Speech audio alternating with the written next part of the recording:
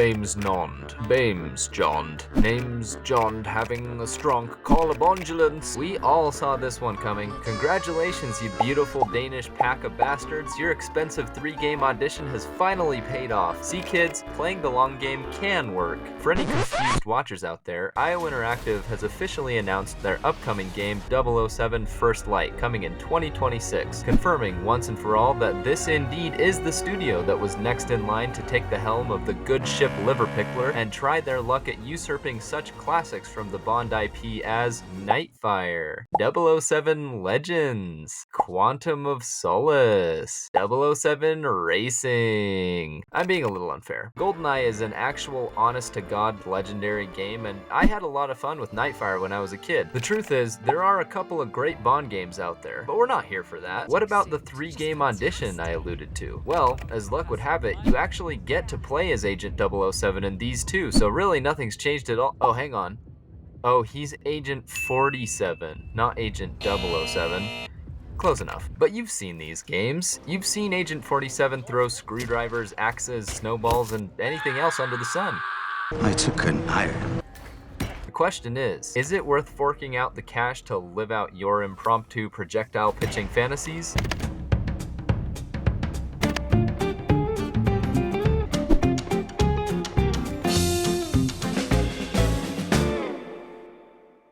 I shan't mince words. What we have here is a seriously underrated sandbox stealth experience. I say underrated not because these games haven't achieved some level of ubiquity. You'd be hard-pressed to find a gamer that hasn't seen some footage of Baldy here being an agent of chaos. I say underrated because it seems to me that too many gamers still haven't tried them out for themselves. Great stealth has been dying a slow, sad death ever since its heyday during the golden years of Metal Gear Solid and Splinter Cell. But every once in a while, we get a modern gem to fit into the gloriously studded crown that is the stealth genre. In 2009, we got Arkham Asylum and its slew of sequels. In 2012, we got Dishonored and its children. And in 2014, we got Hitman 1, the first part of this new trilogy, Hitman 2 in 2018, and Hitman 3 in 2021 to round things out. Murder, after all, comes in threes. It's not comedy. This is a bit of a niche stealth game though, because it's a social stealth game. In Splinter Cell or MGS, your goal is to be a ghost, seen by nobody. But in Hitman, your goal is to blend in, meaning seen by everybody, but seen by nobody. You dig? It's like Michael Fassbender says in his career-defining role in The Killer. And avoid being seen, which is impossible in the 21st century. So at least avoid being memorable. My camo is based on a German tourist I saw in London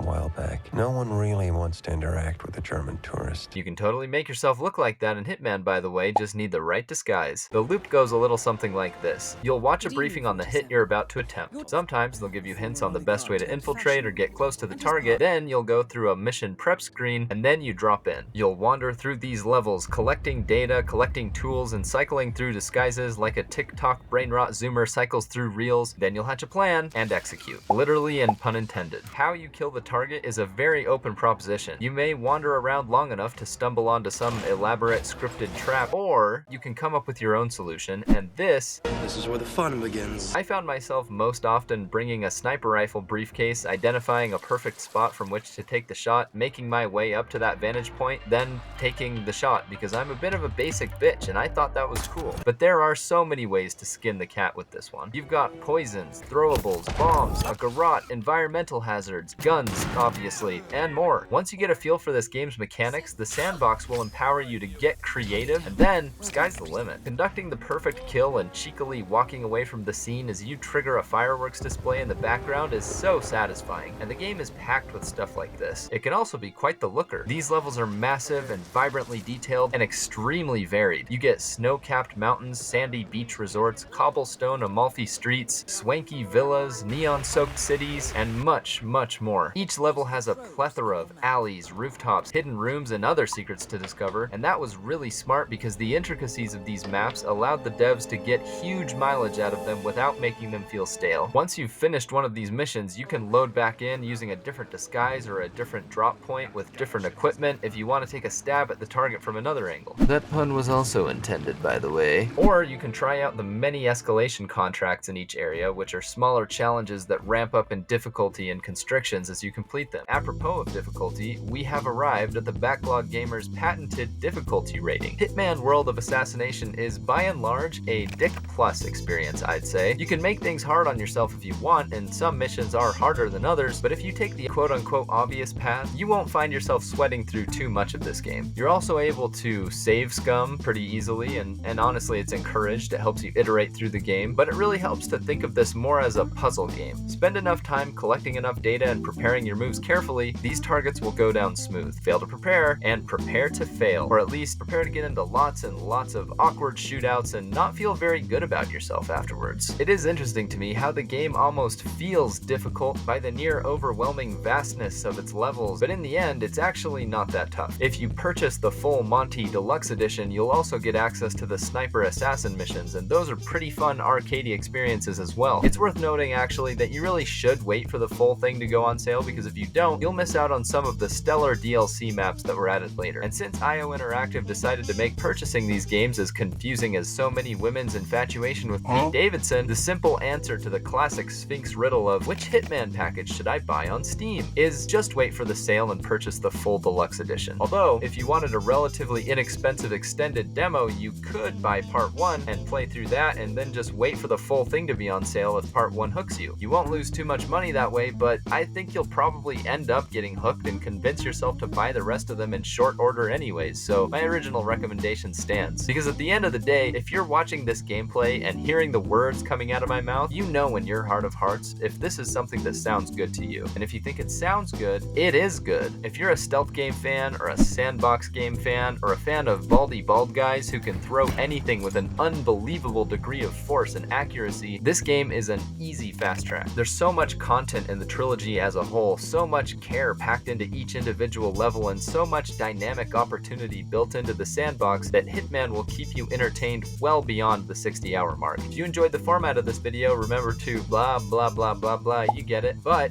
do it. And until next time, bop it, throw it, stab it, Kill it!